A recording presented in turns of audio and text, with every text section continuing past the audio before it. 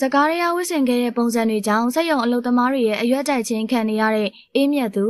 အားလုံးပဲမင်္ဂလာပါရှင်ဒီမိုဘိုင်း Celebrity Page ကနေကြိုဆိုလိုက်ပါတယ်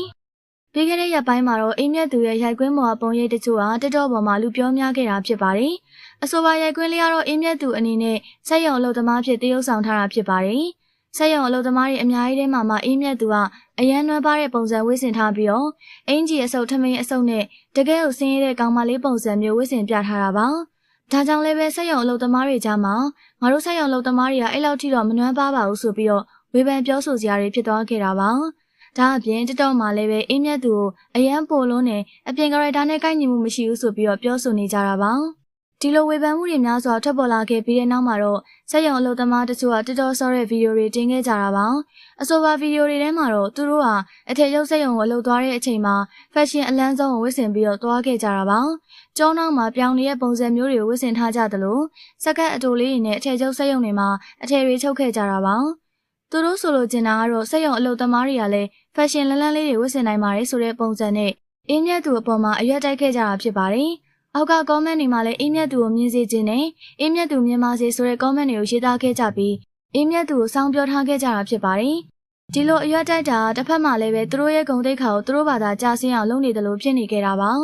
စက်ရုံအလုပ်သမားတွေအနေနဲ့ခုလိုဝစ်စင်တာဟာလျှက်ပေါ်တဲ့ပုံစံမျိုးဖြစ်နေရကြောင်းမဝစ်သင့်တယ်လို့သိက္ခာကျတဲ့ပုံစံမျိုးဖြစ်နေရပါဒီလိုဝစ်စင်ပြီးတော့အရွက်တိုက်လို့လည်းအင်းမြတ်သူကိုထိခိုက်စေခြင်းမရှိခဲ့ပါဘူးသူဟာသူပါဝင်တရုပ်ဆောင်ရတဲ့ရုပ်ရှင်ဇာတ်ကားကြီးမှာတရံလုံးတရုပ်တူအောင်တခဏသာတရုပ်ဆောင်ပြခဲ့တာပါအခုလိုတရုပ်ဆောင်ခဲ့တဲ့အတွက်သူ့ရဲ့ဂုဏ်သိက္ခာကိုလည်းမထိခိုက်သွားသလိုသူ့အတွက်ဘာမှလည်းမနစ်နာသွားပါဘူးဒါကြောင့်စက်ရုံအလုပ်သမားတွေအခုလိုအရွက်တိုင်းနေတဲ့အပေါ်မှာလည်းသူ့အနေနဲ့ဘာမှတုံ့ပြန်ခြင်းမရှိခဲ့ပါဘူးဒါအပြင်သူအခုလိုဝစ်စင်တာကလည်းသူ့ရဲ့ character အရာလို့ဆိုပါတယ်character အရန်ဆင်းရဲတဲ့စက်ရုံအလုပ်သမားဖြစ်တဲ့အတွက်ခဏနွမ်းလေးဖြစ်အောင်ဝစ်ဆင်ထားရတာပါ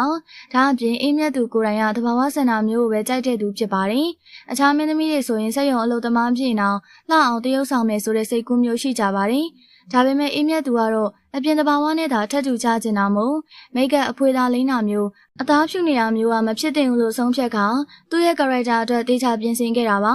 ဒီလိုပြင်ဆင်ခဲ့တာတော့မှလူအများရဲ့သဘောကျခြင်းမခံရဘဲနဲ့အထင်လွဲခြင်းကိုသာခံနေရတာဖြစ်ပါတယ်အင်းမြတ်သူတရုပ်ဆောင်ထားတဲ့ဇာတ်ကားထွက်လာတဲ့အချိန်ကျရင်လည်းဒီထက်ပိုပြီးတော့ပွဲစုကြအောင်မှဖြစ်ပါတယ်မင်းသမီးတွေကသူတို့တရုပ်ဆောင်ရတဲ့ character ကိုအရင်ဆုံးလေ့လာပြီးမှသာတရုပ်ဆောင်ကြရတာပါတကယ်လို့ character အကိုက်ညီမှုမရှိဘူးဆိုရင်သူများတကာထက်ကိုဝေဖန်ခံကြရတာမျိုးပါအောက်ခြေလူရန်စားအဖြစ်တရုပ်ဆောင်ပြရတာမျိုးအရင်ချမ်းသာတဲ့တထေးအဖြစ်တရုပ်ဆောင်ရတဲ့အခါမျိုးတွေမှာဆိုရင်တကယ်အပြင်မှာနဲ့ထက်တူမကြတဲ့အခါလူတွေကအသေးဖွဲအစားထောက်ပြပြောဆိုကြတာဖြစ်ပါတယ်တချို့ကလည်းအဖြစ်ပဲလုပ်ပြီးတော့အပြင်လက်တွေ့ဘဝနဲ့မတူပဲကွဲပြားနေရမျိုးတွေလည်းရှိပါတယ်အရင်တော့ကဒီလိုကွဲပြားနေတာကိုပရိသတ်တွေကလက်ခံကြပေမယ့်အခုနောက်ပိုင်းမှာတော့တဘာဝနဲ့ထက်တူတရုပ်မဆောင်နိုင်တဲ့မင်းသားမင်းသမီးတွေဆိုရင်အယံဝေဖန်ခံကြရတာပါပရိသတ်ကြီးရောစက်ရုံအလုပ်သမားတွေရဲ့အရွက်တိုက်ခြင်းကိုခံနေရတဲ့အေးမြတ်သူအပေါ်အမြင်လေးကိုပြောပြပေးခဲ့ပါအောင်ရှင်ကြည့်ရှုပေးခဲ့ကြလို့ကျေးဇူးတင်ပါတယ်ရှင်